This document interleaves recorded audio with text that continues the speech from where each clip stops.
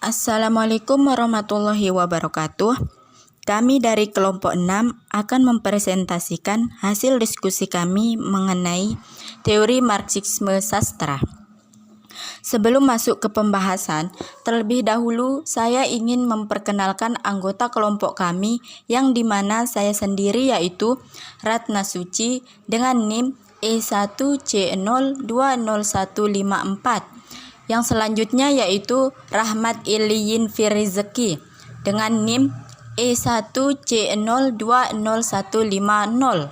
Selanjutnya yaitu Rika Rianti dengan NIM E1C020159. Dan yang terakhir yaitu Septia Rahmatul Isnani dengan NIM E1C020172.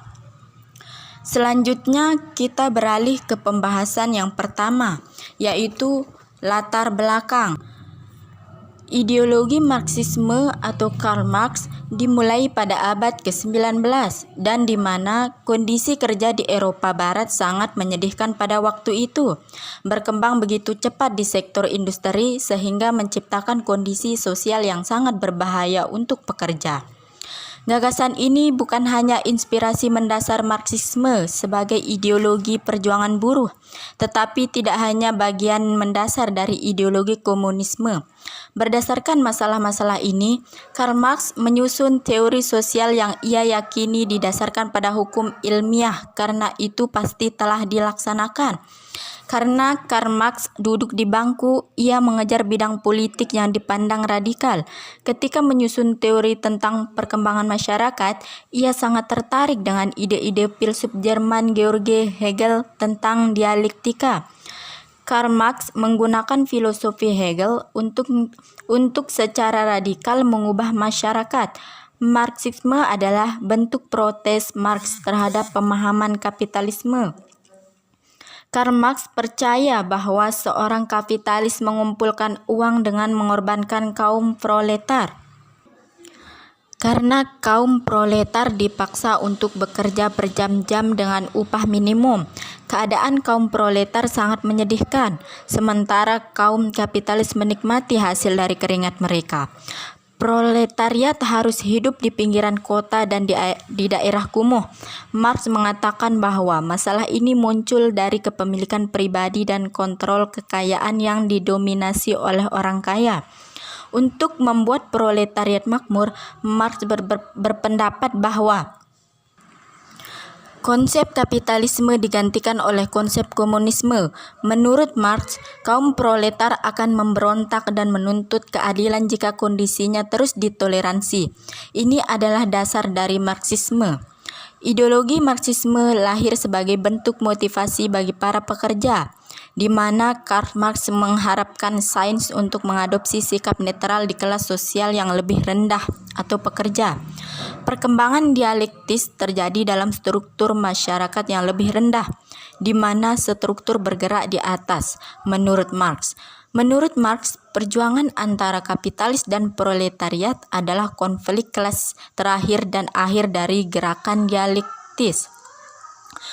Pengertian teori Marxisme. Marxisme adalah sistem ekonomi dan sosial yang didasarkan pada teori-teori politik dan ekonomi Karl Marx dan Friedrich Engels. Marxisme adalah lawan dari kapitalisme yang didefinisikan sebagai sistem ekonomi yang didasarkan pada kepemilikan pribadi atas alat-alat produksi dan distribusi barang-barang dan dicirikan oleh pasar bebas, persaingan dan motivasi melalui laba. Marxisme juga merupakan teori kelas pekerja dan metode pembebasan diri. Sebagai teori ini didasarkan pada metode analisis sosial ekonomi yang meneliti hubungan kelas dan konflik sosial menggunakan interpretasi materialistis tentang perkembangan sejarah dan pandangan dialektis transformasi sosial. Itu berasal dari karya filsuf Jerman abad ke-19 Karl Marx dan Friedrich Engels. Pembahasan selanjutnya yaitu tentang teori kelas Marxisme, yang dimana teori kelas Marxisme bertumpu pada pemikiran bahwa sejarah dari masyarakat yang ada sampai sekarang adalah sejarah perjuangan kelas.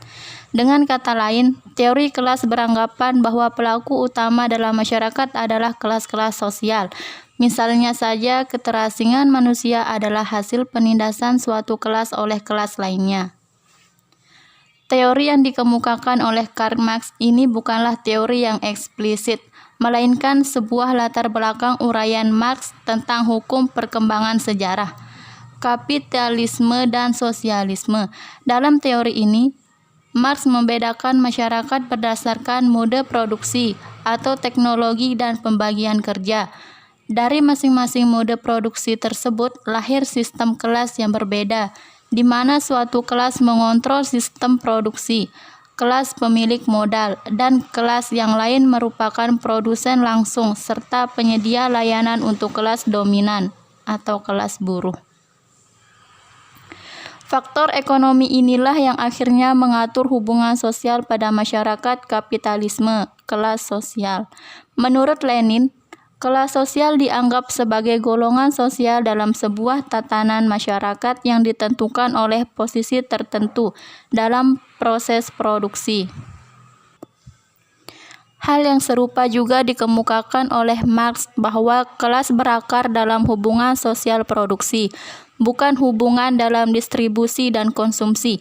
Menurut Marx, pelaku utama dalam perubahan sosial bukanlah individu, tetapi kelas-kelas sosial. Dalam setiap masyarakat, terdapat kelas yang menguasai dan kelas yang dikuasai, atau dengan kata lain terdapat kelas atas dan kelas bawah. Marx membagi kelas sosial ke dalam 3 kelas, yakni kaum buruh, kaum pemilik modal, dan tuan tanah. Namun, dalam masyarakat kapitalis, tuan tanah dimasukkan ke dalam kaum pemilik modal. Pemilik modal atau bourgeois.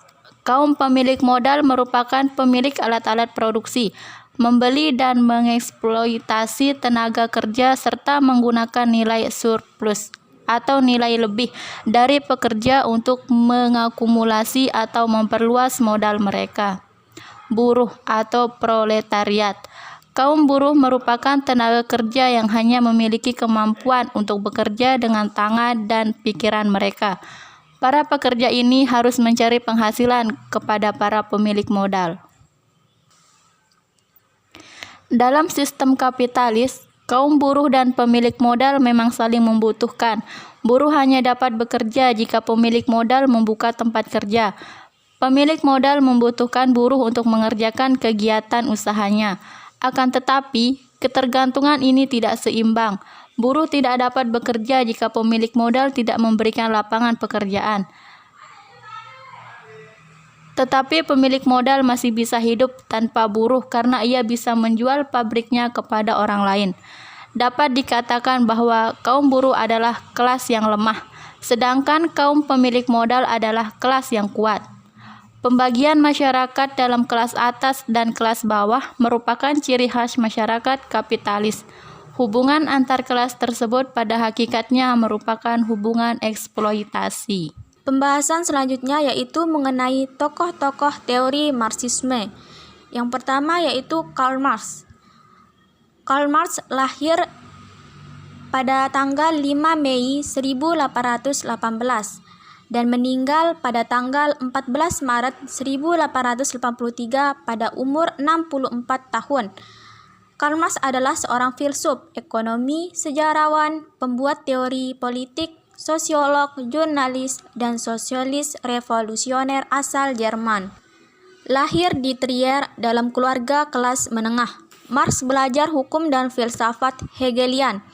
Karena publikasi politiknya, Marx menjadi tak bernegara dan tinggal dalam pengasingan di London, di mana ia tetap mengembangkan pemikirannya dalam kolaborasi dengan pemikir Jerman Friedrich Engels dan menerbitkan tulisan-tulisannya, melakukan riset di ruang baca British Museum. Karya terkenalnya adalah pamflet tahun 1848, Manifesto Komunis, dan karya 3 volume Das Kapital. Pemikiran politik dan filsafatnya memiliki pengaruh pada sejarah intelektual, ekonomi, dan politik pada masa berikutnya, dan namanya dipakai sebagai adjektif, pengucapan, dan aliran teori sosial. Teori-teori Marx tentang masyarakat, ekonomi, dan politik yang secara kolektif dimengerti sebagai Marxisme menyatakan bahwa umat manusia berkembang melalui perjuangan kelas. Dalam kapitalisme, manifest itu sendiri berada dalam konflik antara kelas pemerintahan atau dikenal sebagai bourgeois yang mengendalikan alat produksi dan kelas buruh atau yang dikenal sebagai proletariat yang dapat diperalat dengan menjual tenaga buruh mereka sebagai balasan untuk upah. Memajukan kesepakatan kritikal yang dikenal sebagai materialisme sejarah.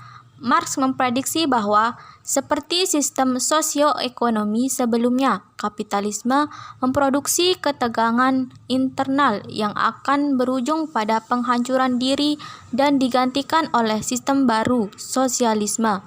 Bagi Marx, antagonisme kelas di bawah kapitalisme yang merupakan bagian dari ketidakstabilan dan alam kecenderungan krisis, kemudian akan membuat kelas buruh mengembangkan masyarakat tanpa kelas yang berujung pada penaklukan mereka terhadap kekuasaan politik dan kemudian menghimpun ketiadaan kelas masyarakat komunis yang diatur oleh asosiasi produsen bebas.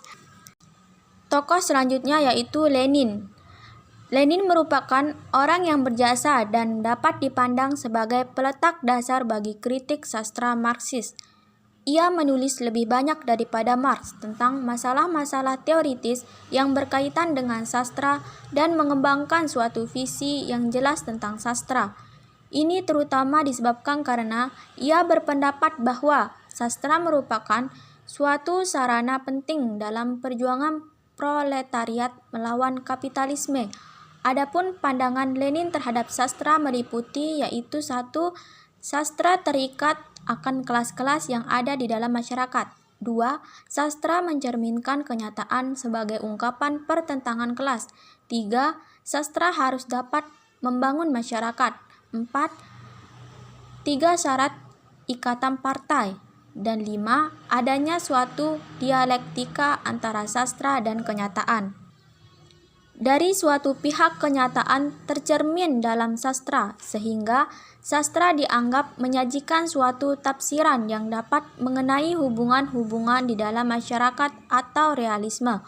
Di lain pihak, sastra juga mempengaruhi kenyataan sehingga mempunyai tugas mendampingi Partai Komunis dalam perjuangannya membangun suatu masyarakat baru yang lebih baik atau sosialistik. Realisme sosialis menuntut dari para pengarang agar melukiskan kenyataan dalam perkembangan revolusionernya, selaras dengan kebenaran dan fakta sejarah. Selain itu, pelukisan yang bersifat artistik itu hendak digabungkan dengan tugas mendidik kaum buruh sesuai dengan semangat komunis. Dengan demikian, sastra dibebani 2 tugas yang berbeda-beda. Sastra hendaknya melukiskan kenyataan selaras dengan kebenaran, tetapi sekaligus kenyataan itu ingin diubahnya. Berikut tujuan teori Marxisme. Tujuan dari Marxisme-Leninisme adalah pengembangan negara ke dalam apa yang dianggap sebagai negara sosialis melalui kepemimpinan pelopor revolusioner terdiri dari revolusioner profesional, yang merupakan kelompok-kelompok kecil terpenting dari para kelas pekerja yang datang ke sedan sosialis sebagai akibat dari dialektika perjuangan kelas. Negara sosialis yang menurut Marxisme-Leninisme merupakan kediktatorat proletariat, terutama atau secara eksklusif diatur oleh partai pelopor revolusioner melalui proses sentralisme demokrasi, yang digambarkan Lenin sebagai keragaman dalam diskusi, kesatuan dalam aksi.